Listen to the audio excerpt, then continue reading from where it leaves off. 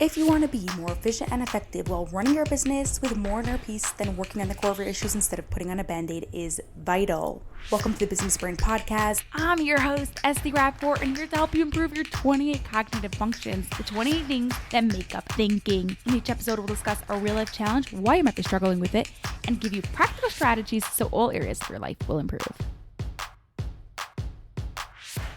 Alex couldn't help but interrupt, whether he was talking to one person or a group of people. Within 10 seconds of someone talking, he'd already blurt out what was on his mind. Alex was frustrated with himself, and people constantly were getting mad at him. It was really hurting his relationships and caused them to lose quite a few business deals. Trying to be helpful, his therapist suggested he squeeze his fist whenever he wanted to interrupt, but it only made things worse, and he'd forget what he wanted to say and would actually hurt himself in the process of squeezing so hard.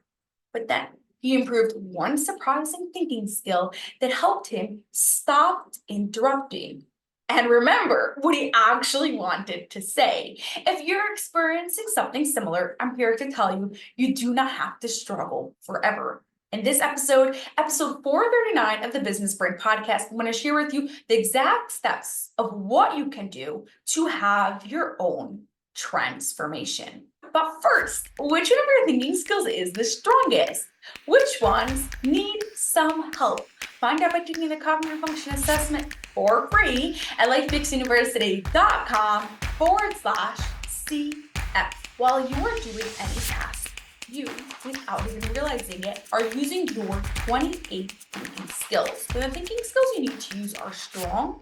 Doing the task is easy. If the thinking skills you need to use is weak, doing the task will be a challenge. The struggle that Alex had came from a weak thinking skill of holding two or more pieces of information at the same time.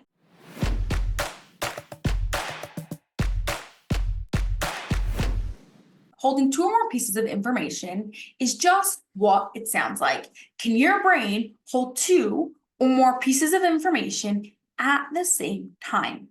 In Alex's case, as soon as he heard something and wanted to give a response to what was said, he needed to say it right away because otherwise he would forget. Most people thought Alex was simply impulsive, but his weak thinking skill of holding on to many pieces of information at once came out as impulsivity. As soon as Alex was able to hold on to many pieces of information at the same time, his brain wasn't worried, oh, I might forget what to say once it's my turn to talk. His brain was able to listen to all the information he wanted to say while listening to the person talk, and he didn't feel the urge to interrupt anymore. Holding on to two or more pieces of information at once is a thinking skill that you can forever build up on. Can you hold on to two pieces of information without forgetting it? What about 3 or 4 or 5 or even 6? To get better at holding two or more pieces of information at once, you'll want to give yourself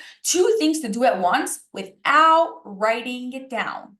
For example, respond to this email and post this Instagram story. Once you feel super comfortable doing 2 things at once without writing it down, give yourself 3 things to do. And then 4, and continue building up. You can then bring this practice into conversation. Can you hold on to your response while the other person is talking? Can you hold on to 2 of your responses while the other person is talking? And you can build up from there.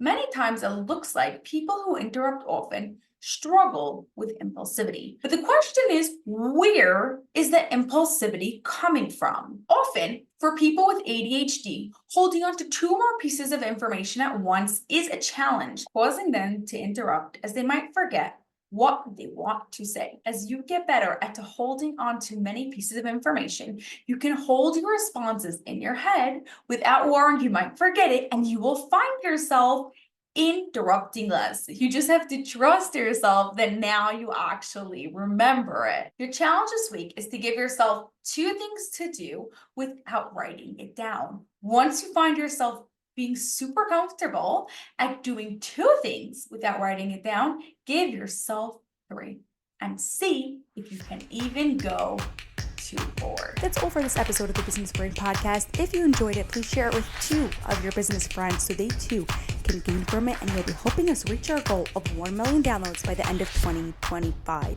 Cheers to peak brain performance.